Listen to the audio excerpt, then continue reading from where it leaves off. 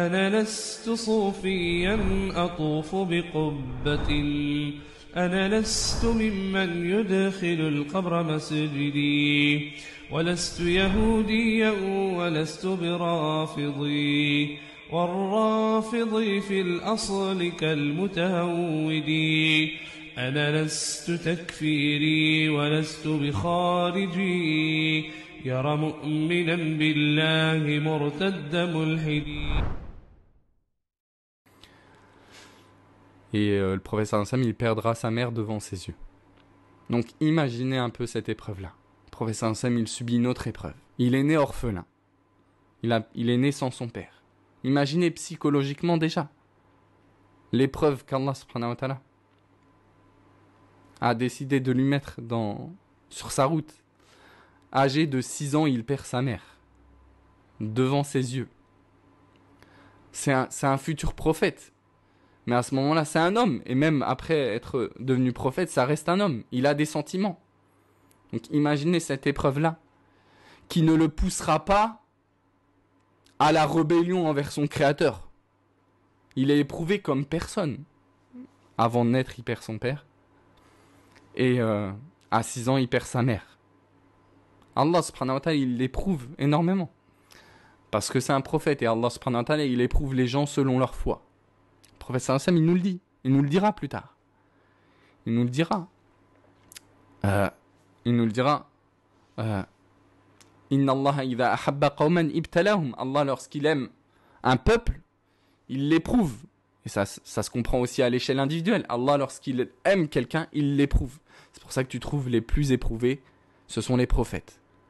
Al-mar yubtala biqadri imanihi. L'homme est éprouvé selon sa foi.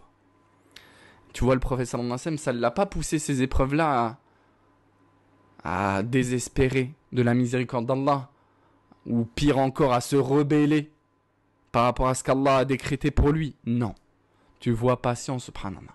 T'as des gens, subhanallah, une fois qu'ils rentrent dans la pratique de l'islam, ou qu'ils rentrent dans l'islam s'ils n'étaient pas musulmans, en fait, ils remarquent qu'Allah subhanahu wa ta'ala, il multiplie les épreuves. Qu'Allah subhanahu wa ta'ala déverse sur eux les épreuves.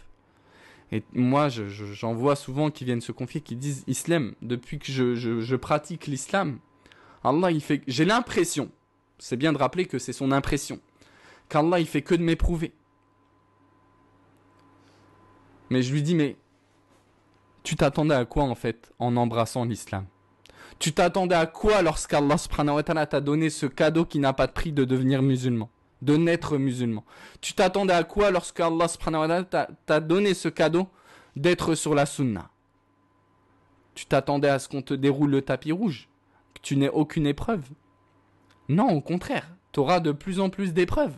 Celui qui t'a promis lorsque tu es entré dans l'islam que tu ne seras pas éprouvé, il t'a menti. Celui qui t'a dit que lorsque tu commenceras à pratiquer la sunna du prophète sallallahu alayhi wa sallam, tu ne seras pas éprouvé, il t'a menti. Les prophètes ont été éprouvés jusqu'à la moelle, si je peux me permettre cette expression-là.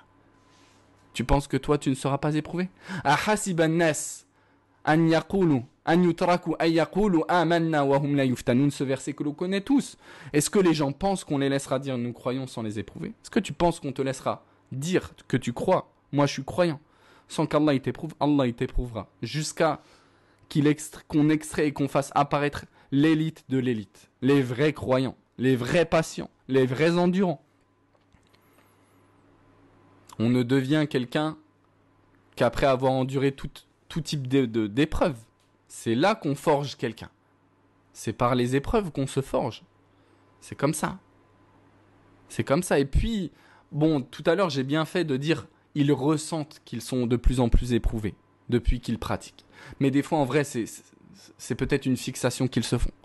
Ils oublient de l'autre côté tous les cadeaux qu'Allah subhanahu wa ta'ala met sur leur route, que ce soit déjà celui qui n'a pas de prix, le fait qu'il leur ait permis d'embrasser l'islam ou d'embrasser la sunna du prophète sallallahu alayhi wa sallam, mais aussi toutes ces respirations qu'ils inhalent, tout cet oxygène qu'ils inhalent à chaque seconde, automatiquement, sans même s'en préoccuper, alors qu'il en va de leur vie.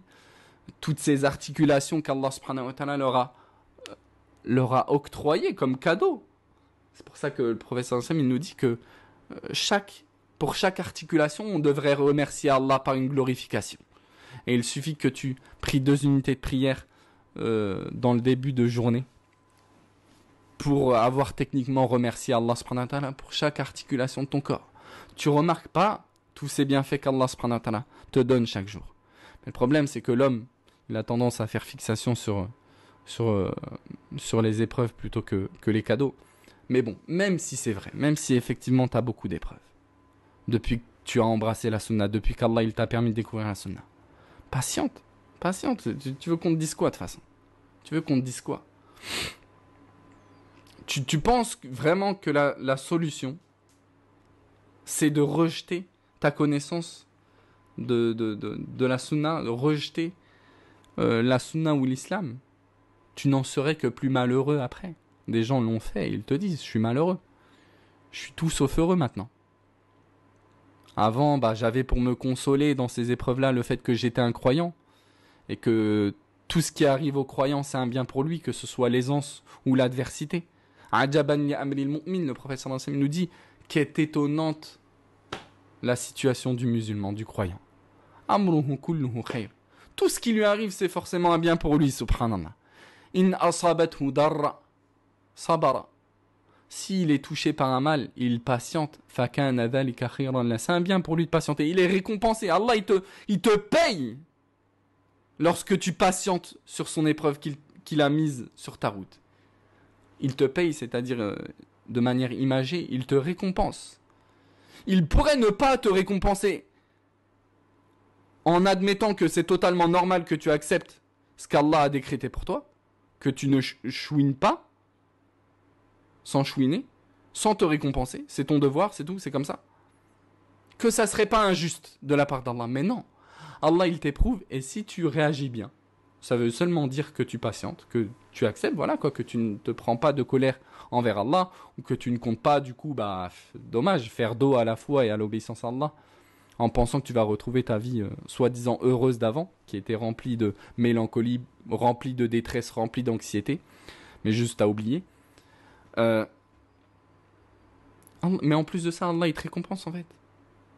Allah, il t'élève en degrés chaque fois qu'il t'éprouve par une angoisse, par une détresse, par une anxiété. Allah, il te récompense.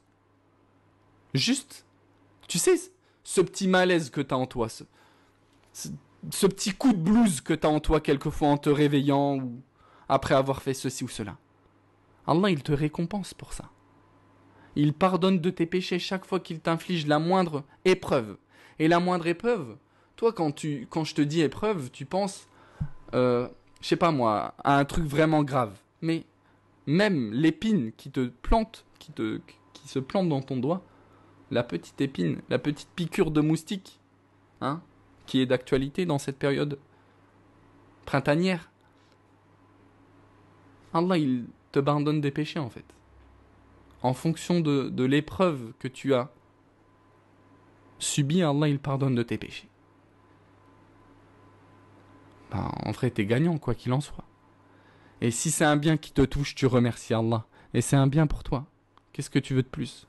T'es gagnant à tous les coups, en fait. Pas de la manière dont tu t'y attends, forcément.